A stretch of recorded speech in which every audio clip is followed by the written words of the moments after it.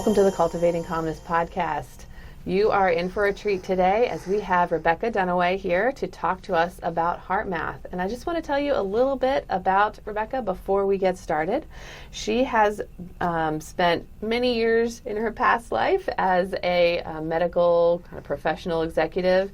And in doing that, noticing a lot of people just needing extra help, including herself with burnout and needing healing. And in that, she found HeartMath, what we're going to talk about today. And so she is a certified HeartMath practitioner, a Reiki master, as well as she is in training to be a certified sound therapy practitioner, as well as a psychoneuroenergetic professional. So she has lots of training in this field, and I am so excited to talk to her a little bit about that today. So welcome, Rebecca.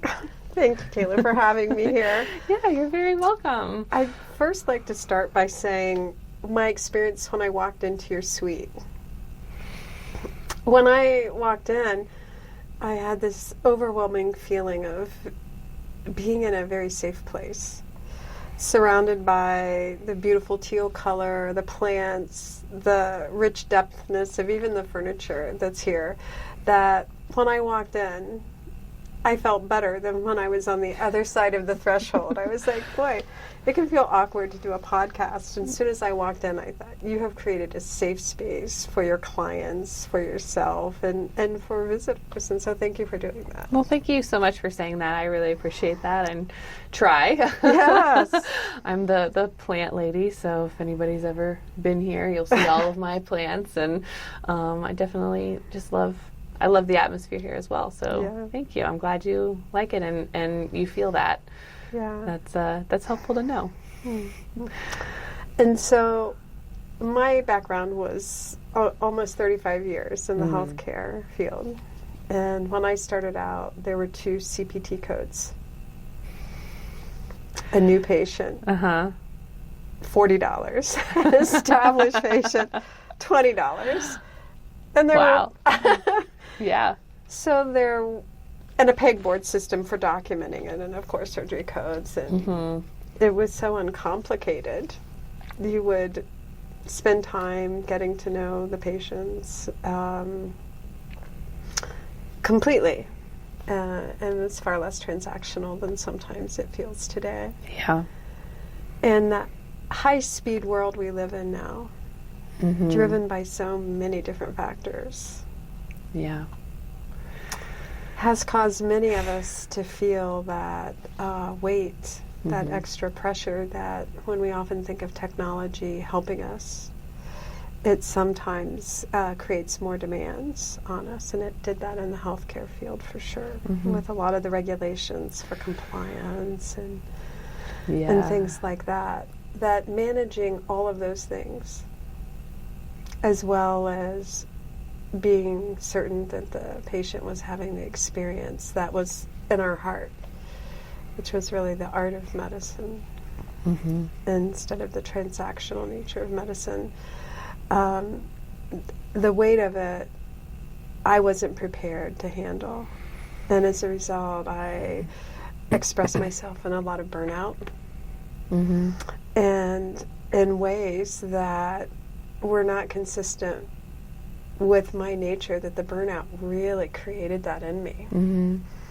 And I realized I needed to do something. It happened coincidentally, or synchronicity occurred, that the clients' patients that I was working with the physician at the time, had traumatic brain injury. Okay. That was their main reason for being there, and PTSD.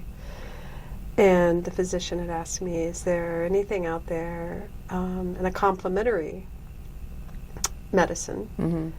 Because all the markers would say they should feel better, but they didn't. So I discovered vibrational sound therapy. The Himalayan singing bowls was a way that people could drop into alpha and theta states pretty quickly. And it was combined with HeartMath. And HeartMath provided quick and easy tools that could be used to help regulate the nervous system quickly and more efficiently, actively, not a sleepy time meditation. So I started practicing it and then started training in it. And while the intention was to offer something for patients, I found that it changed my life. That's awesome. Yeah. And I realized how I was living in the world was not in a good way. It was in a reactionary way. It was in the sympathetic nervous system, which you know. Yeah. We talk about that a lot. Yeah. in therapy. Yeah. And while I did other things, and I had and have a rich and full life, and I did a lot of things that would have pulled me out of the sympathetic, like studying Muay Thai, where I was able to kick and punch and things, you know, it helped, and other things. However, what I learned is that there was something I never knew. There was fight, flight, freeze. And I didn't even know there was something called fawn. Yeah, I mean, I think even myself, that as a therapist, I don't even know that I learned that last one, the fawning piece, until I was into like therapy. So I mean, there's still just things we're always learning, and hearing about, and you know, I've learned things from you just, you know, this morning. So, and I'm sure we're going to learn more through this conversation. So. Yes, and so what HeartMath did for me is it allowed me to become in a more regulated state. So I'd like to read the definition of HeartMath for you. Yeah, so that's what I was going to ask. What is HeartMath? What is HeartMath? And because I say it a lot of different ways all the time, I thought I would go to, this book is free online. The Heart Intelligence, Connecting with the Intuitive Guidance of the Heart. Yes, so you can access us on Audible at no cost. Okay. Or you could buy the book. And they did this during COVID, when the realization of how many people were really affected by the pandemic. And so I thought I'd read what the founder said. And the HeartMath was founded in 1991, and it said, to quote it, simply put, HeartMath is a system for awakening and developing our heart's intelligence.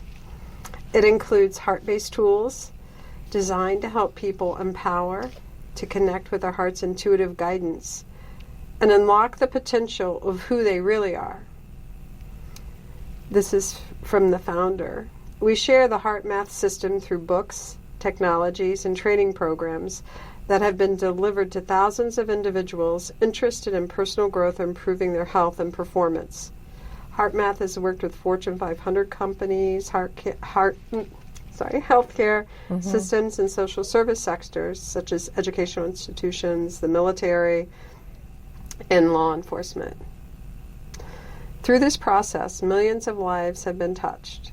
We have learned a lot about people and especially ourselves, some of which we share. And science plays a big role in HeartMath.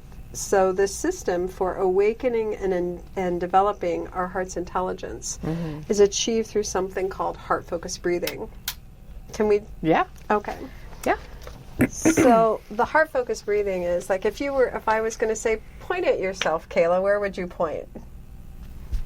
Yeah. Right. So it's the heart. We intuitively know the heart. And so if you focus your attention on the area of the heart of the chest, and some people find that putting their hand in that area helps. And this is done with both eyes open and eyes closed. And just imagine your breath is flowing in through the heart and out through the heart.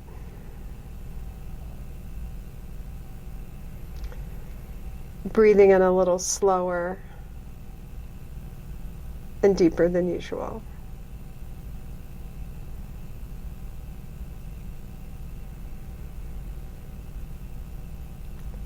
With the in-breath matching the out-breath.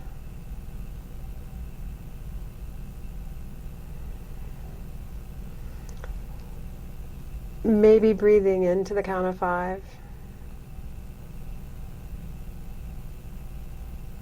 and out to the count of 5.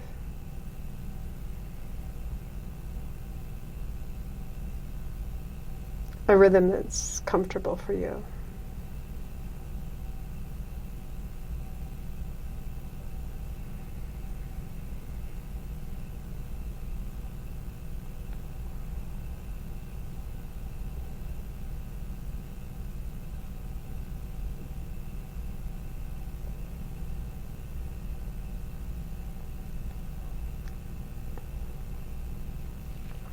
And whenever you're ready, opening your eyes and just noticing.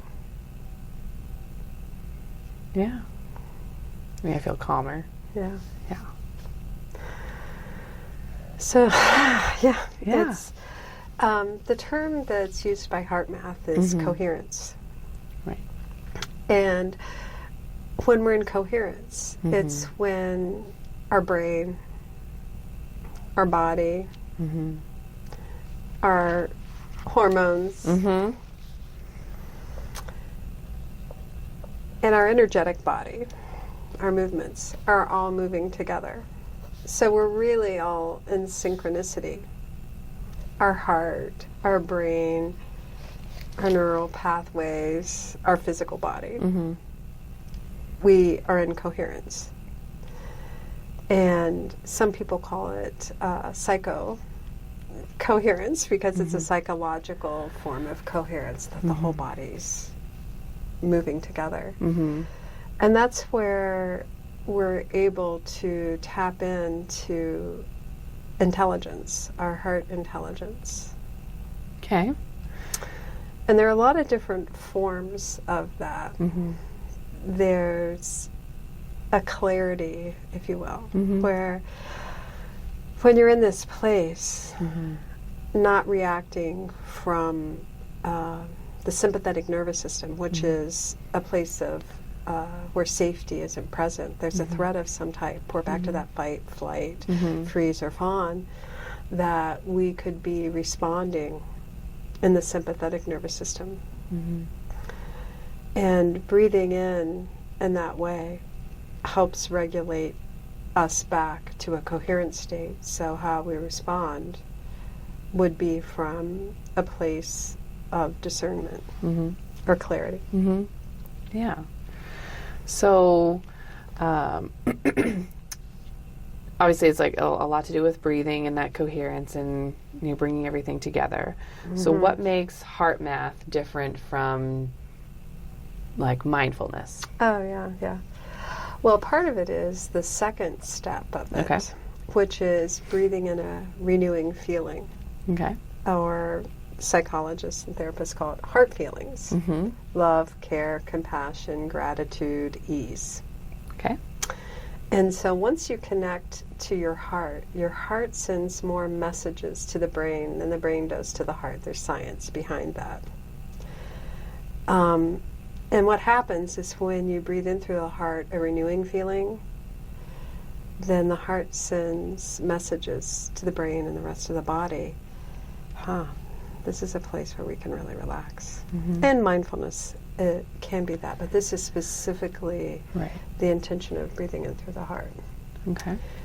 The other intention that makes HeartMath different is they want it to be an active calm, effective and efficient. This is a Rebecca interpretation. Now, the HeartMath interpretation is that as we all study many things like meditation, loving kindness meditations, many other forms of relaxation, mindfulness, that what HeartMath does is it allows us to drop into it much more quickly.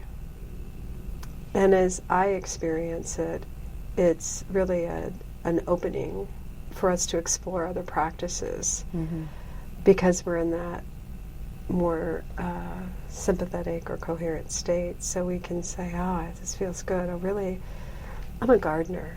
So I want to spend more time gardening or helping you find what your true heart's desire is. And when you're connecting with your heart, it allows you to do that. And that's what I think HeartMath does. So with renewing feelings, sometimes we think it's about the experience that we want or something that we want, when maybe it's really the feeling that comes with it that we want. Okay. For an example would be, is if you could have, and you don't need to share this, but if you could have anything you wanted, your heart's desire, whatever that might be, how would you feel when you had that? And when you discover those feelings, so we could take a minute and just say, let's all think about, and the listeners, I'd like you to do this. If you could have anything you wanted, time, money, there's no limit, the imagination, what would it be? And when you have that, how would you feel?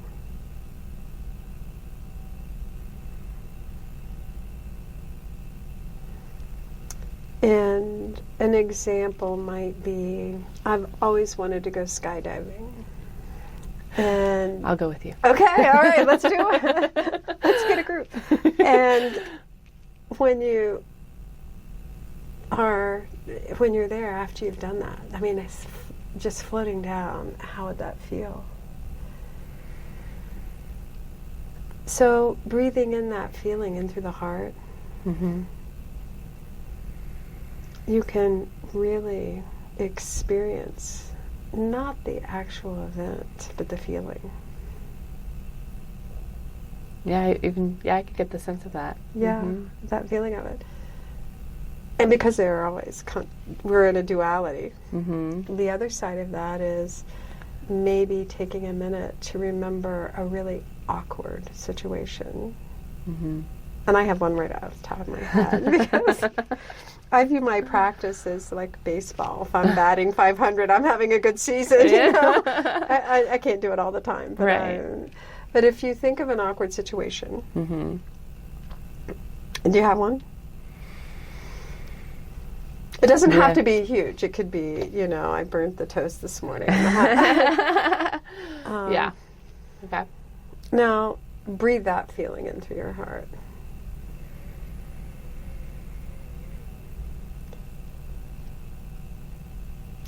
And it doesn't take long.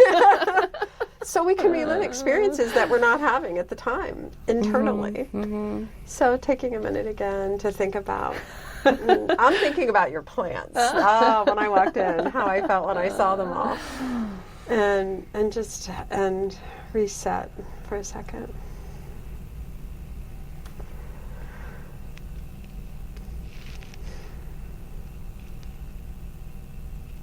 Quick coherence is about the heart-focused breathing we did. And then when you're in that state, remembering a renewing feeling.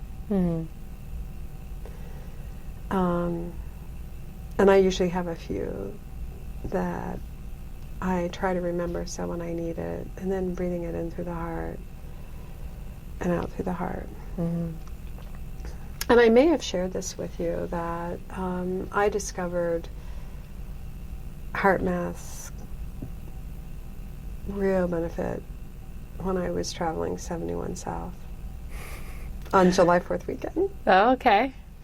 And I was a couple years, 2 years ago. And 71 South can be, a clincher anyway, And on July 4th, very much so. So I was with my husband, and we were going to see our son, daughter, and grandson. And as I'm starting to go down the 71 South, I could feel my hands and other parts of my body clenching. And my shoulders doing this too. I thought, wait a minute, I know what to do. And the tools are meant to be done on the go. Like when driving. When driving. And we keep our eyes open. Right. We don't want to close our eyes then. No. And I started just breathing in through the heart and out through the heart as I'm driving. And unfortunately, my husband was reading or doing something, so we weren't having a conversation at that moment. And I just was, And then I thought, I wonder if I can remember a time when I was on the freeway when semis were giving me a lot of room when they were going by. They would go by, there'd be a lot of room, they weren't squeezing me in. And I started breathing in appreciation for that time, remembering how that felt. Mm-hmm. And then I started remembering the time when there wasn't a lot of traffic on 71 South and how much I enjoyed looking at the farmlands and, you know, whatever was growing, maybe soy at the time, and seeing whatever wildlife, hawks or whatever is there, and how that felt. And then I'm just breathing this appreciation in and just really moving into what you were saying before was like even a mindfulness in a way. Mm-hmm. The next thing I know, we're in Cincinnati. We got there and they asked, how was the trip? And I said, great, not much traffic, and it didn't take any time. My husband had other things to say. He's like, were we in the same car? That's what he said, and more colorfully. But here's where the difference was. Normally I would need, after a drive like that, you know, when you're holding yourself, how much energy depletion happens? Oh, yeah. Mm-hmm. Which is a cause for burnout, the energy depletion. Mm-hmm. And I didn't have it. So I didn't need 20 minutes to do this. Mm-hmm. I went in and saw our grandson right away and had 20 extra minutes. And children, my experience has been, when you can walk in this way, they either don't want to have anything to do with you, mm-hmm. or they match what you're bringing. Yeah. And show you how to do it better. You know, they can. Oh, they yes. can. Yeah, yes, they can. Have you experienced that? Yes. Yes, I have 2 younger kids, so yeah, I could definitely practice some of this and see. Yeah, I'll get back to you. Get back I'll to let me. you know. And there's another add-on in there. Mm-hmm. Exploring how do you want to feel when you leave one thing that you're doing and starting another. Mm-hmm. So one would be when leaving work or a situation, how do you want to feel when you arrive home? Mm-hmm. And the second part is, how do you want the people you're meeting to feel? Mm-hmm. And when I do that, as I'm driving, wherever I'm going, mm-hmm. I start breathing in, how do I want to feel when I'm there? The situation or the circumstance doesn't matter. I'm mm-hmm. saying, how do I want to feel when I'm there? Yeah. And then the next part is, how do I want them to feel? And I just breathe in those feelings mm-hmm. and radiate it to myself and to the situation that's coming up. It's a practice that I do, mm-hmm. and what it's really helped me is when I wake up in the morning, not in the same mood as when I went to bed. You know, wake up like on the wrong side of the bed, they say. Mm-hmm. I went to bed one way. Mm-hmm. I don't know if you've ever done that. Mm-hmm. And the next morning wake up, how'd this happen? Uh-huh. Why am I cranky? Why am I awkward? Uh-huh. What happened in the night, you know? Mm-hmm. And then I just, even before getting out of bed, I breathe in through the heart, now through the heart. And I breathe in ease, a feeling of time mm-hmm. when I was very ease. And then I ask myself, how do I want to feel? Okay. And while I may not be 100%, mm-hmm. I don't look like the Tasmanian devil emerging for coffee. Yeah. You know. So maybe some of those tools you might find interesting, or some others might find. Mm-hmm. They're things that help me. Well, I like that it can be like complementary to like therapy. So like the skills you're teaching me right now are things that, you know, I could potentially, you know, work with clients on. Mm-hmm. But I feel like, and something you had talked about previously when you did, when you presented at the luncheon that I host, mm-hmm. That people will come to see you specifically for HeartMath, mm-hmm. separate from like some of these tools that they could learn from like a therapist like me who's not mm-hmm. done HeartMath training, but I've learned some of these skills. What would they come to see you for? Like if I had a trauma client, PTSD, you know, and we're working on things, but I just feel like there's something there that we're not moving past. I can send them to you. And what would a session, or what would that look like with you? Can you tell me a little bit about that? Yes, sure, Okay. sure. And I use different modalities. Okay. So the HeartMath and Reiki or energy work, and then bowls. That if it's someone who is having a hard time regulating or staying regulated, I would start off with just simple breathing with the eyes open. And science has shown that maybe after 5 seconds, when someone's in the sympathetic, safe area, that their body becomes anxious because it's unfamiliar. And so they bounce right out, and it doesn't feel comfortable. And so being able to say, practicing this for 5 seconds is a success. This doesn't mean sitting for a 20-minute meditation, which is so useful and helpful and feels wonderful and helps. To be able to say 5 seconds is beginning to allow your body to become familiar again with being in the sympathetic nervous system and taking your time with it. So it would be doing that. And many times it would also be either inviting a bowl to play and helping with some grounding while breathing. Or it may be included with a Reiki session. So it could be 5 or 10 minutes of HeartMath, which can be taught quickly. And then relaxing energy to help, almost like an energetic massage. My experience has been that people leave feeling a little lighter, and they don't need to talk. Well, we don't talk about their situations, as I'm not a therapist. Right. So we're going to talk about the body, we're going to talk about the energy so you're not draining it, and how to connect with your heart. And some relaxing therapeutic bowl, Himalayan bowl work. And usually it's 1 or 2 or 3 sessions close together. Okay. And teaching the more in-depth HeartMath techniques as ready or interested.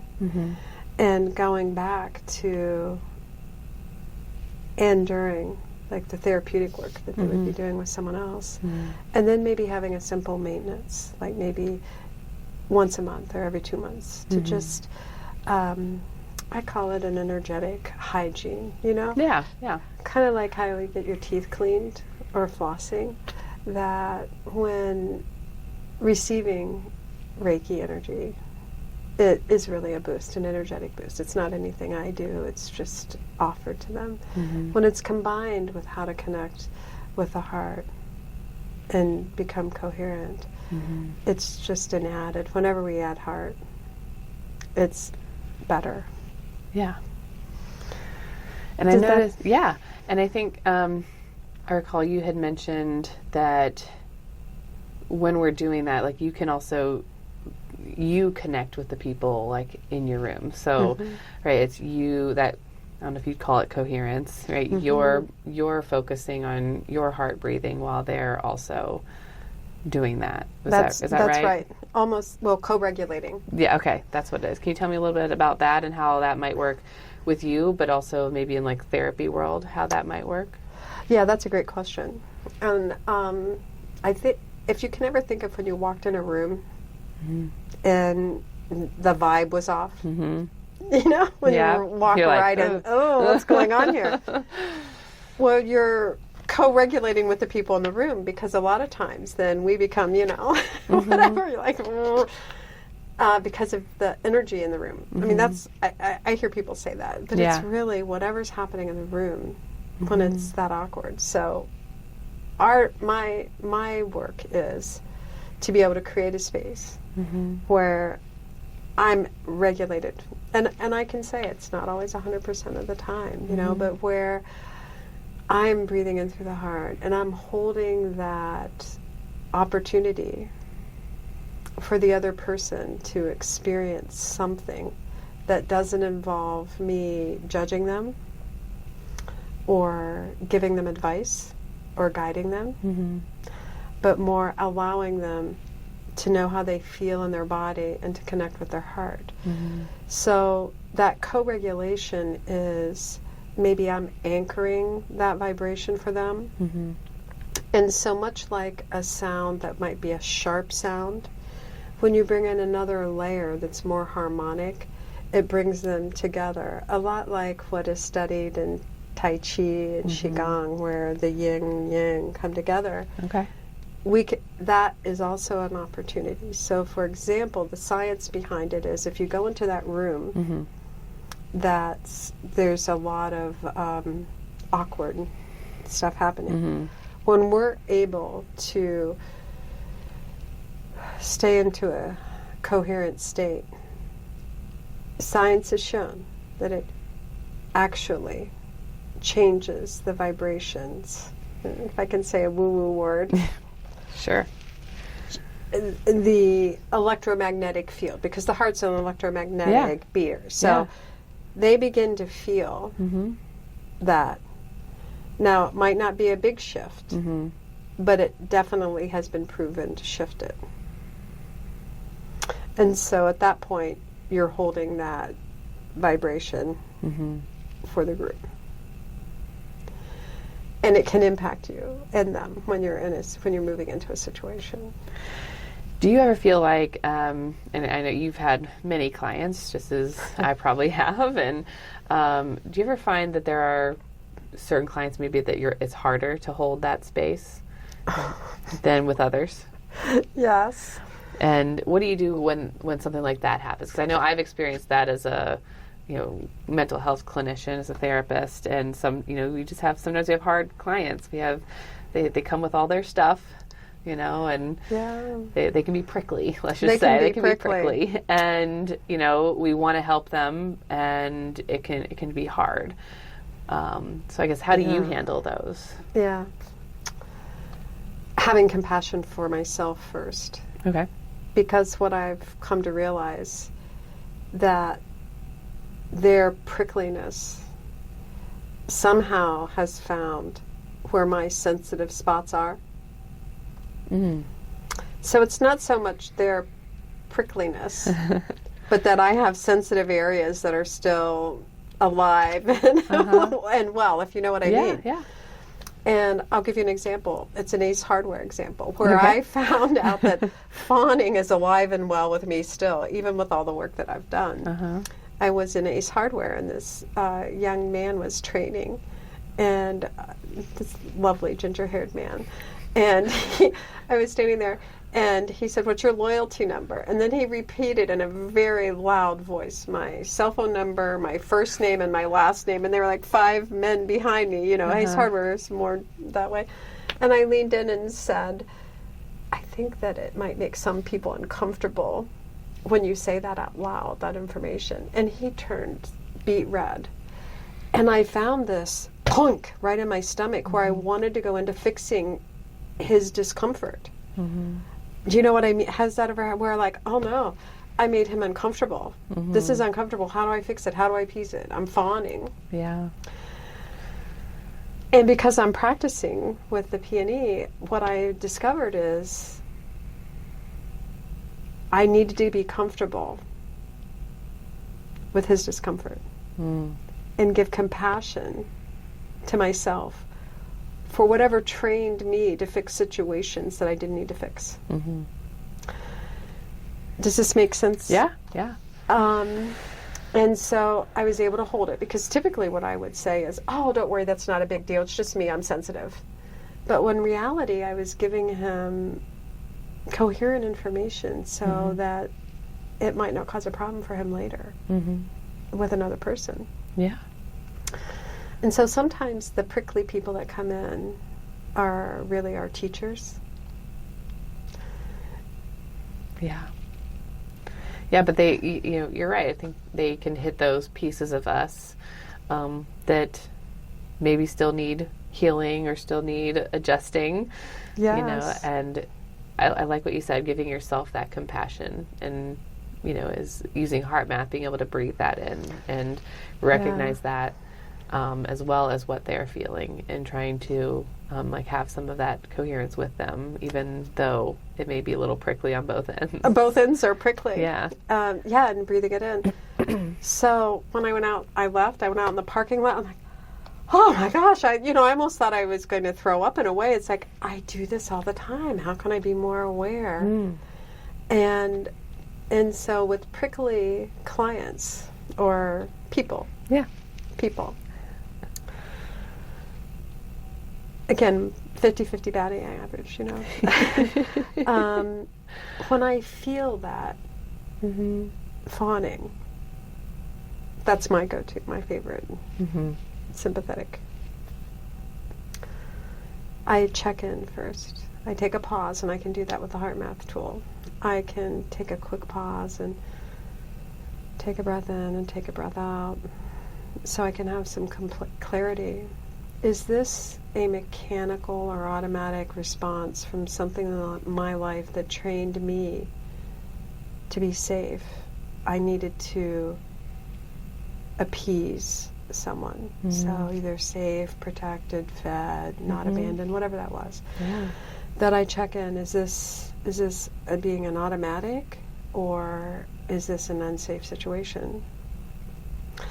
And by breathing in through the heart and out through the heart, I can try to discern that and respect that gift of being trained to fawn, that it's become a superpower of recognizing unsafe situations, not using it 100% of the time, knowing when to work on this soft spot and hold compassion for the other. And as an energetic worker, being able to hold that prickly situation. He was sensitive, he's prickly. For his energy to co-regulate with mine or with himself, if I brought him in and said it's okay, he wouldn't have an energy, he wouldn't have the opportunity to regulate his own energy. I see. Does that? Yeah, that makes sense. Yes, and so the prickly, I try to immediately, when I'm feeling that, go to compassion for myself. And this is where I feel it. I'm noticing that you're kind of going to your gut.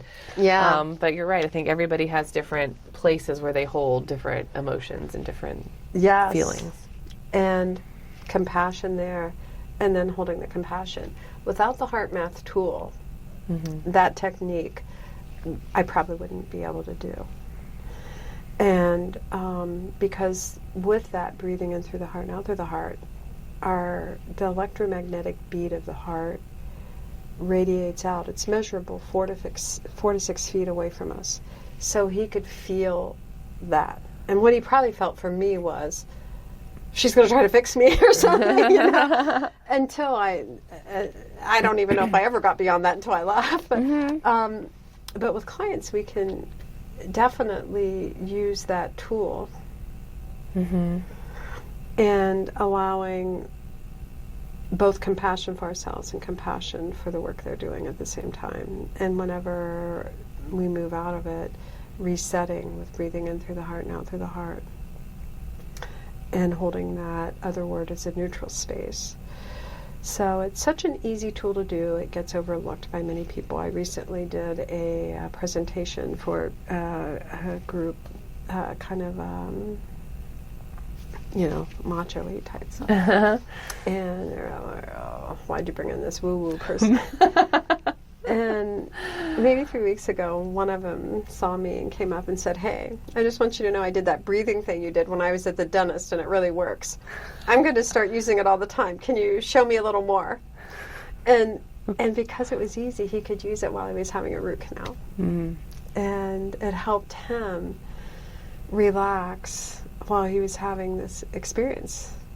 And And he got through it. So I was really happy that you shared that with me. Yeah, no, that's always helpful. Yes, and sometimes the easiest things are the best, but we overlook them.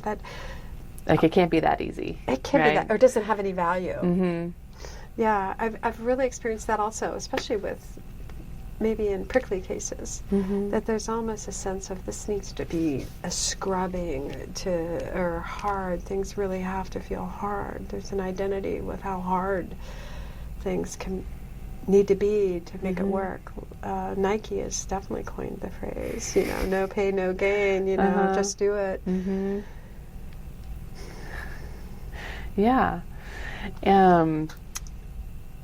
So, like you obviously, like we see the benefit with this with like emotional issues, anxiety, depression, as far as like from a mental health standpoint, those are like diagnoses, but those are also things that we experience as humans. We can have periods of like deep sadness and, to the point of depression or extreme anxiety. We also experience a lot of those physical pains. So like the dentist example and like chronic pain and things like that. Do you see HeartMath being helpful for many things in life? Not necessarily taking away somebody's pain, or do you see that do that as well? Well, when we're tense or stressed, anything that we're experiencing becomes more intense. Fair. And with HeartMath, when you're breathing in and out, and I keep saying this, hoping that everyone will remember, as your body relaxes, the opportunity for self-healing also increases. And if you've ever played like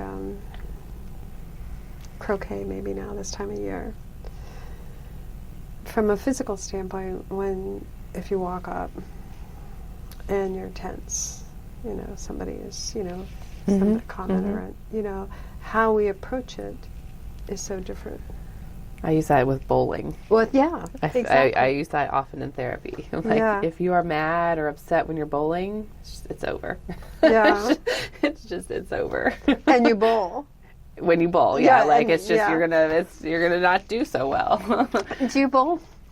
For fun. Yeah. Yeah. And I learned that at a young age. Just like if I was having a bad, time, like I would have like the score of 12. I remember I had a score of 12. I think that was my lowest one ever. Yeah. I was so upset. Right? But I wasn't going to get any better because I just got more and more upset. Yeah. Every time I bowled. Right? And so I think, like, to your point, that stress and that tension, if we are able to release that and let go of that anger and that frustration that goes along with it, we may see that, like, improvement in many aspects.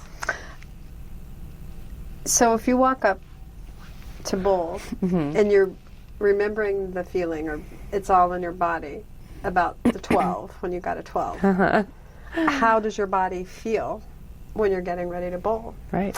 And so when we talk about chronic pain and things like that, if we're adding the stress to whatever may have happened from an accident, an illness, or some other injury, adding stress on top of it, it's compounding the pain. Right.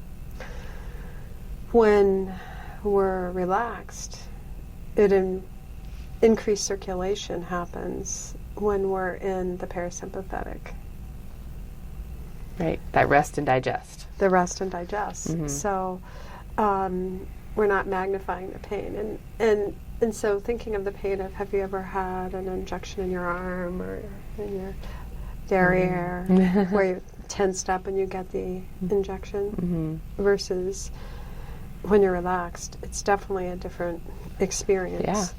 As we're with our body, even when we're in pain, when we're relaxing around it, it allows the improved circulation. And how I like to think of it is that if, like, you have an injury, like a knee,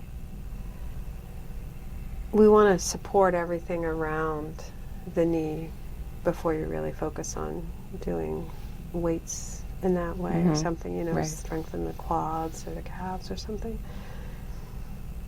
I believe it's that way when our body has pain and when we're breathing in and allowing our body to feel from the heart, which is an evolutionary way of helping us know when we're safe, because it can feel that vibration. That the body's like, oh, I can feel safe. I don't have to prepare for danger. I can prepare for healing my body. I see people feel better. I feel better when I do it. And our cortisol levels change and other things within the body change that would create more discomfort. Yeah, you answered a question I had. So, or could you talk more about that, like the hormones and the connection between, especially cortisol, because we know that's the stress hormone, and so like how HeartMath can help with that. And cortical inhibition is, not such a good thing. So with HeartMath, when you, by practicing that throughout the day, so not just once, which is a little different than the meditation, which might be 20 minutes in the morning or 20 minutes, whatever the practice is. This is throughout the day whenever you find yourself shifting into another area. When you drop into the parasympathetic, cortisol production doesn't stop completely, but it really drops down. And so you're able to measurably have the reduction in that. And the longer you're in it, the more comfortable your body is with staying in that parasympathetic state. And so the cortisol production would drop. That also increases some brain functions, like the executive function, for example, which is our day-to-day processing, getting things done, being able to stay on task and focus. When there are high levels of cortisol, it impairs sometimes the executive function, and especially in people who've had a traumatic brain injury or PTSD. And so that cortisol level drops as we're in coherence or the sympathetic, because everything's working together. And the cells, when they receive increased circulation, science behind that is clear. And it's not as if, you do the HeartMath and, your back pain is healed. It definitely allows for it to be in a state of rest and regeneration. It's just another one of those factors that can aid in like your healing. But it's not necessarily going to solve all your problems. Like you've said, somebody comes to you with PTSD, they obviously have traumas and things they need to work on, but you're working on the body aspect of those traumas. And so someone like me would be working on more of like the mind associated, and, potentially like the body connection. But there's just certain things that, I'm not trained to do that you are, and vice versa. And when we can do those things together, which is what I recommend to my clients, like we can talk about all the stuff you want, but like I can't necessarily heal your physical pain or fix your hormones, or the HeartMath isn't going to miraculously fix your hormones, but it can aid in that decreasing that cortisol production, which will affect your hormone production, which will have that domino effect of potential healing, is what I'm kind of hearing from you. Yes, that's right. It's an add-in. It really is. The HeartMath, M-A-T-H, is because when we add heart to anything we do, it amplifies the efforts. I like that. And so let's say that someone is seeing you. When they learn to add heart into that experience, it has the potential to amplify what they're having, what they're experiencing with you as you're guiding and coaching them into techniques and ways of moving through their own development in that way. When they're bringing heart to it, how does that enhance the experience for both of you, but for them especially? Okay. So what would you, what advice would you give someone wanting to kind of incorporate HeartMath into their routine, whether it's for mental health, physical health, what have you? Do you have any tips or strategies? Starting with driving. Okay. Practicing it with eyes open. Like today at 4 o'clock? Yes, like today at 4 o'clock. and the density increase in traffic in Columbus is real. But because many people experience stress in the car. They're either running late from one thing, going to another, or whatever that might be. Kids fighting in the back seat. Kids fighting in the back seat, yes. And using that as an opportunity whenever you're getting in the car, taking a minute to breathe in through the heart and out through the heart, and doing that piece. And when ready, breathing in a renewing feeling, whatever that might be. It's appreciation, care, love, joy, gratitude, breathing that in. And then noticing how you feel while you're driving. And noticing if the impatience at hitting every red light changes or shifts for you at all. I'll have to remember that. Yeah, yes. Been there. Been there. And one of the more profound experiences I had was when I was volunteering at the VA. And this was a veteran who was wheelchair bound, so we're talking about body. And maybe some of it was energetic memory that was causing some of the pain and otherwise in the first Iraq War. And so we were going to do a little HeartMath and maybe Reiki, and asked if he wanted Reiki, and he couldn't sit still enough for that. It felt awkward to him. And so I said, well, let's try breathing through the heart, not through the heart, and finding a new, I don't have any. You didn't know what I did when I was there, and went through some things that shared a little, but mostly you could just feel it, that there was a lot there. And added to it, well, maybe a feeling of love, a time where you felt love. And so we did the breathing in through the heart and out through the heart. And it was maybe 7 seconds when he was breathing that renewing feeling. I didn't know what it was going to be. And when he opened his eyes, he said, I remember love. I remember what love feels like. And it was maybe 7 seconds, and you get the sense that it was a lover or a love or a person. But he remembered what he felt like, what that felt like for 7 seconds. And so at that point that's the booster shot I need whenever I start to feel, why am I doing this? Is it really making a difference? I remember that someone with unimaginable trauma was able to find it through the HeartMath tools. Yeah. That's a profound experience, and I know I've had those. Yeah. Those are good moments to hold on to and remind yourself, like you said, when you're having hard times. Yeah. Remembering why we're in this. You have those clients, you have those people that you've worked with that make it all worth it. And keep that feeling in your tool belt. Yeah. So when it's hard for me, how did I feel when I recognized how he felt? That I'll breathe that feeling in through my heart and out through my heart. Yeah. And it resets me. And that's the key, not where I don't think any of us can stay 100% in that.